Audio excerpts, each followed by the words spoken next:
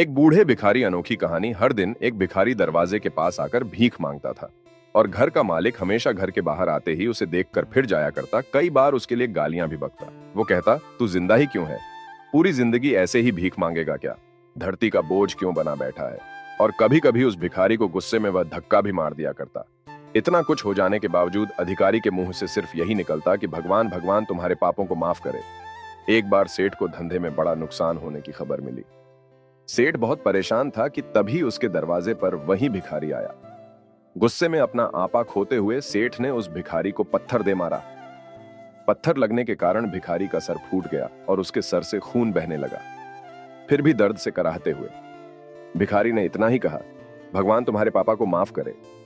भिखारी वहां से चला गया। सेठ सोच में पड़ गए। भिखारी को पत्थर मारा, फिर भी उसने सिर्फ प्रार्थना की। सेठ का गुस्सा शांत हुआ। शेर का मन शांत हुआ भिखारी का रहस्य जानने के लिए। सेठ ने भिखारी का पीछा करना शुरू कर दिया। भिखारी जहां जहां जाता सेठ उसके पीछे जाता। सेठ ने देखा कि कोई उसको खाना देता, कोई उसको मारता, कोई अपमानित करता तो कोई गाली देता। लोग भिखारी के साथ चाहे जैसा व्यवहार करते, लेकिन भिखारी सबके लिए एक ही प्रार्थना करता, भगवान तुम्हारे पाप माफ करें।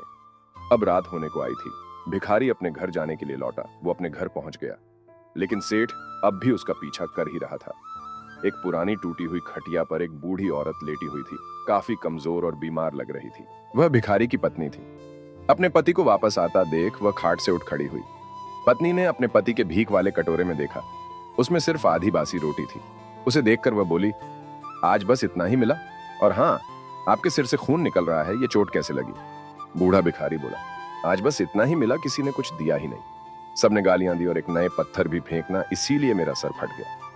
एक गहरी ठंडी सांस लेकर बूढ़ा भिखारी फिर से बोला, ये मेरे ही पापों का फल है। तुम्हें याद है कुछ सालों पहले हम कितने अमीर थे? क्या कुछ नहीं था हमारे पास? हमारे पास हर चीज जरूरत से ज्यादा थी, लेकिन हमने कभी दान नहीं किया। और उससे भी बुरा हमने उस अंधे भिखारी के साथ किया जो हमारे द्वार पर भीख मांगने आया करता था। बूढ़ी पत्नी की आंखों में आंसू आ गए। वह बोली, हाँ, हम उस बेचारे अंधे के साथ बहुत बुरा करते थे, उसका अपमान करते थे, उसे खाने के लिए रोटी की जगह कागज दिया करते, उसका मजाक उड़ाया करते और कभी कभी मारा भी करते।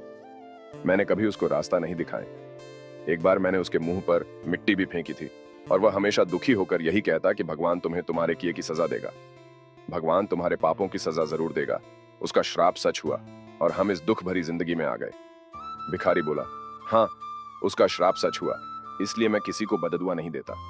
चाहे कोई मेरे साथ कैसा भी बर्ताव करे, मैं हमेशा उसके लिए प्रार्थना करता हूँ।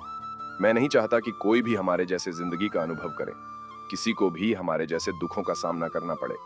वो नहीं जानते कि वह कितना बड़ा पाप कर रहे हैं, इसलिए अनजाने में हुए पाप की ऐसी सजा किसी को भी मिले, मैं नहीं चाहता। सेठ वहीं पर छुपकर ये सारी बातें सुन रहा था। अब उसे सब कुछ समझ में आ गया था। भिखारी और उसकी पत्नी ने वह आधी रोटी मिल बांट कर खाएं और भगवान को धन्यवाद बोलकर सो गए। अगले दिन बड़ा भिखारी फिर से भीख मांगने गया। सेठ के घर के पास जाते हैं। सेठ ने पहले से गर्म रोटी या उसके लिए निकाल कर रखी थी। उसे देते हुए सेठ विनम्रता से बोला, माफ कर दीजिए बाबा, उसे बहुत बड़ी गलती हो गई। बूढ़ा भिखारी बोला, भगवान तेरा भला करे।